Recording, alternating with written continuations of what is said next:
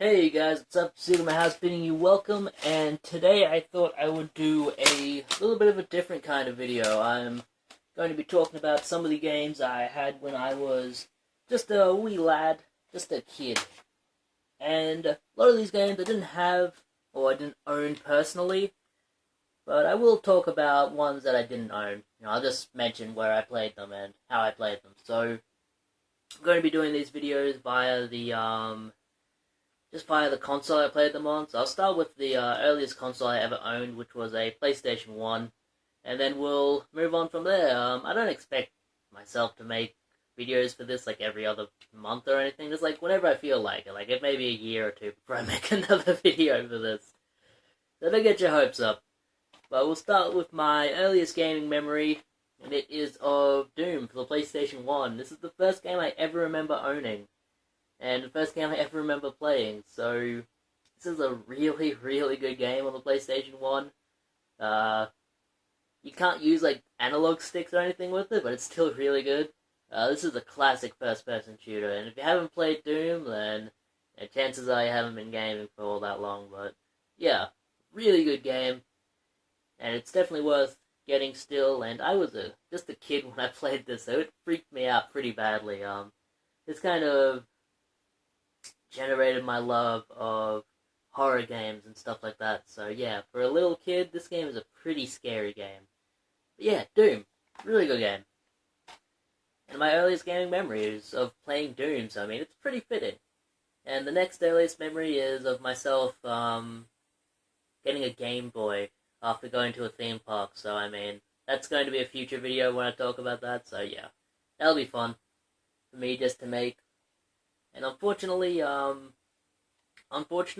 none of the games you'll be seeing here are the original copies of the games I owned. The original copies are in a landfill somewhere. I threw them all away years ago. And none of them actually work anymore because I used to keep my games in a toy chest and they would get really scratched up in there, so what can you do? I do own every game I owned as a kid except for one, and that is Marvel Superheroes, which is a 2D fighting game. It's a really good game, but I just don't own it yet.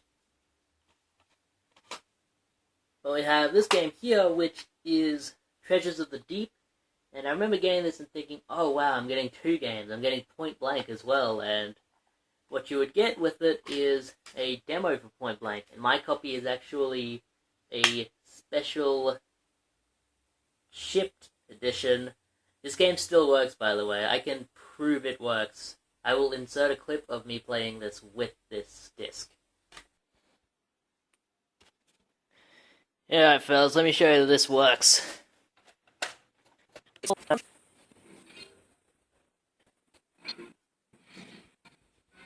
Yeah, buddy. I told you it still worked.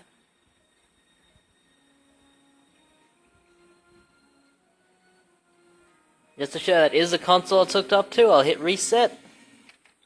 And it resets. See? It's awesome, right? But yeah, really cool game. You play as a deep sea diver who goes through the ocean trying to collect treasure. And you can shoot sharks and stuff. It's pretty good. It's kind of open world too because when it drops you into a level, you can just go around and do whatever you want in the level. But yeah, really good game. Speaking of really good games, we have Rayman here. This is another one of my earliest gaming memories, playing this game, and it's a pretty good memory, because I got not super far into this. I only ever got up to World 3 in this, because this is a really, really hard game, especially when I was younger, just trying to figure out how to, like, play games properly. Like, this is the game I cut my teeth on when it came to the 2D platforms, and this was a good one to start on. Yeah, a lot of people love the Marios and stuff. I love Mario too, but I think Rayman is a lot more fun. But just a really solid game.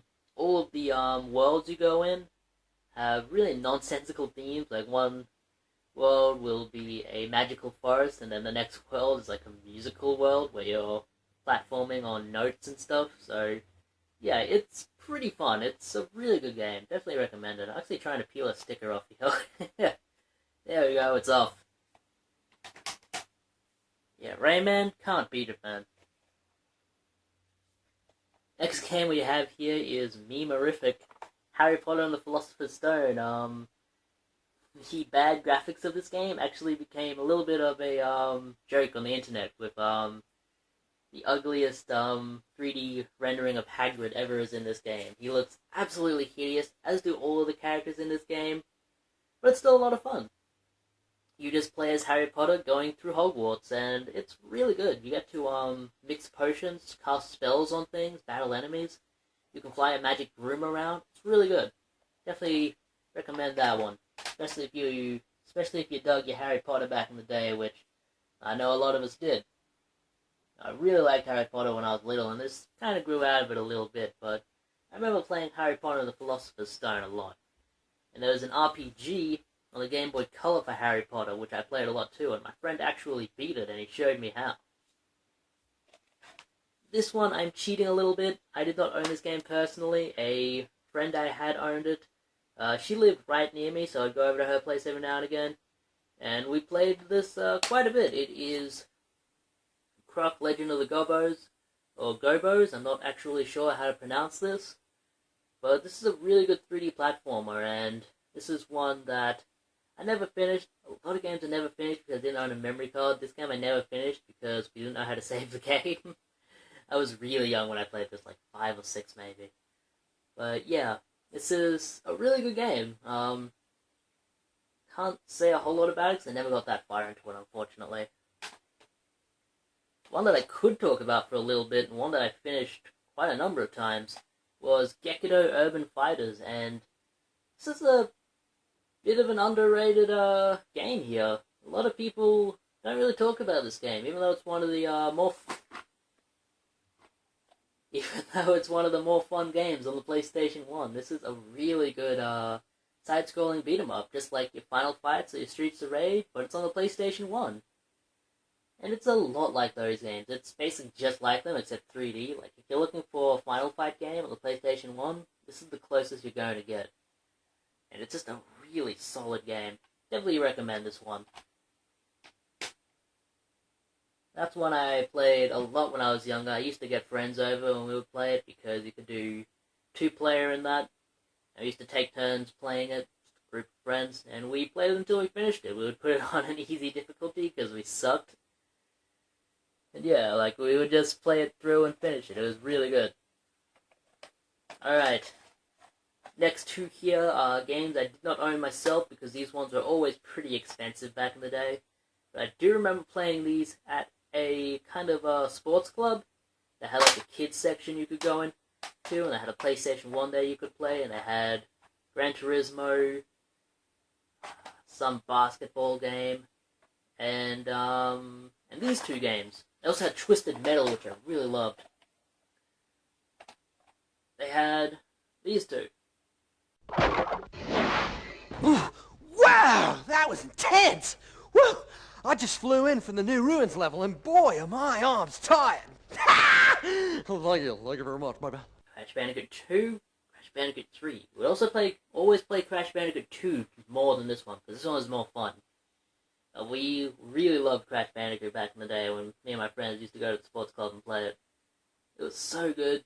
You would go through all of the worlds, you would get to the end, you would fight the bosses, and the bosses weren't too tough, but we never finished the game because the sports club didn't have a PlayStation 1 memory card either. It's weird to think about now, but like, memory cards were expensive back in the day. They were like the cost of a new game almost. Like, not fully the cost, but if you were buying like cheap games like myself all the time, or if your mum was just buying you cheap games, they were expensive. It was like, you can either get a new game, or you could get a memory card. And you'd rather get a new game every single time. But yeah.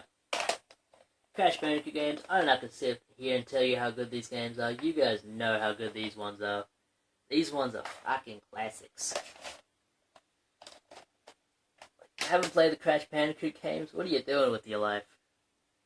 Gotta play them, man. They're so good. The rest of these aren't necessarily amazing games. Actually, one of them is, and I'll talk about that one first, but they are ones that I had when I was a kid, so I do have to talk about them. But the amazing game here is Toy Story 2, Buzz Lightyear to the Rescue.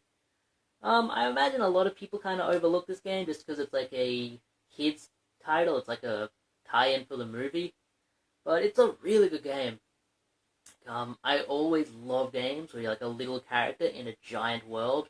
Like, it's just normal stuff. Like, my favorite level in this is the second level, where you're in a playground. Like, it's just a normal sized playground, but because you're just a little toy, it's ginormous, and like, you have to climb up this tree to battle a kite that's faced like the main enemy of the game. And like, it's a giant trek to try and get to the top of this tree because you're just like this little toy.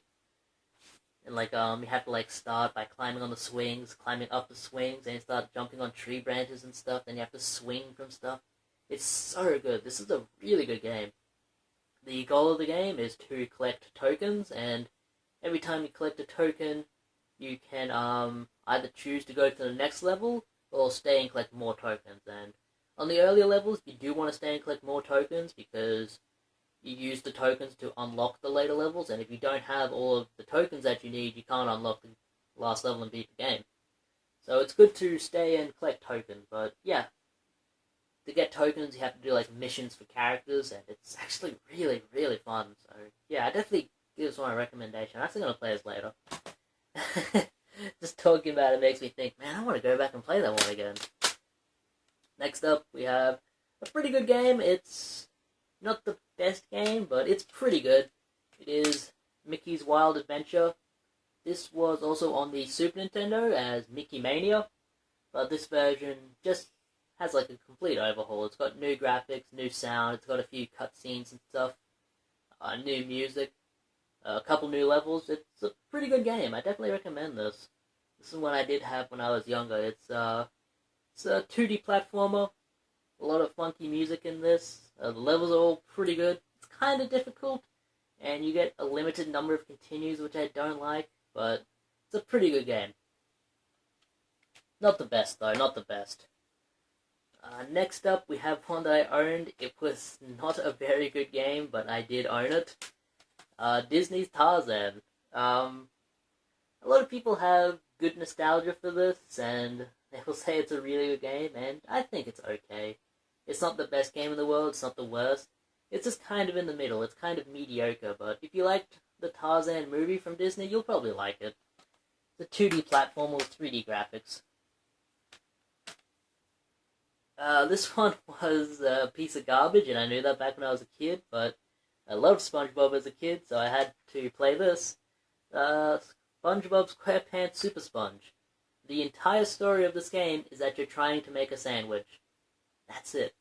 And you have to go through all the levels. Each time you get to the end of a level, you find an ingredient for the sandwich. It's a 2D side-scroller. It's not super hard, and it's not very good. The graphics aren't very nice, even though it's 2D. It's just not a very good game, but when you're a kid, your kind of understanding of the quality of things is kind of low, and you're just like, you see a character you recognize, and you go, oh yeah, I really want to get that. Like, nowadays, I would see something with SpongeBob on, and I'd be like, nah, it's probably going to be a really bad game. But back then, you don't really think about that. You just think, oh man, it's got a character I like. I gotta get that. And that's what a lot of the stuff I played as a kid was, you know, like, I did have a lot of movie tie-in games, because I watched a lot of movies. And that was back in the day when you used to go to the cinemas, man. You'd go to the cinemas, and then like 6 months later, the fucking movie would release. On like video and stuff. This one is not the best game, but I did have it as a kid. Hot Wheels Extreme Racing. The closest thing I can compare this to is probably F-Zero. I actually don't have the main cover for this, unfortunately. It's a little bit like F-Zero, where you just like race through the things. It's okay. It's pretty good. Not the best, unfortunately. I said it's pretty good and then not the best. I'm an idiot. And the last game here that I have to show is another one that isn't very good, but I loved the movie back in the day, so when I got the game, I was overjoyed. I was so happy to sit down and play this. It was Scooby-Doo and the Cyber Chase. I also remember playing this at a cousin's house. This was a somewhat popular game. But this one was a standard 3D platformer. It's a little bit like Crash Bandicoot, except the controls and whatnot aren't as tight. It's just not as good. It's the basic movie tie-in that isn't all that great. It's kind of cheaply made, but for what it's worth, this game is like $5 to buy, and it's almost it is worth the $5 you would pay to get this nowadays, just to sit down and play it. And it's not super long. I think I finished this in like an hour and a half, and you has like 7 worlds. I think you play through 2 levels of a world, and the third level is a boss fight, and the boss fights are all pretty unique. You know, like it's not just hit the boss until they die. It's like you have to wait until he like tires down, and then you can hit him.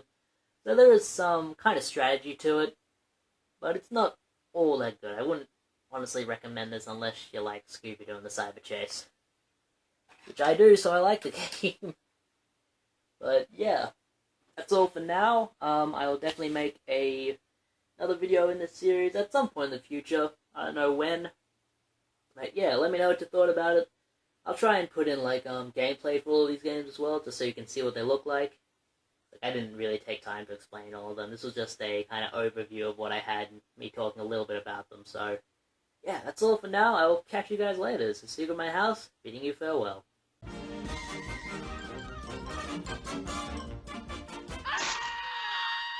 And that's all, folks.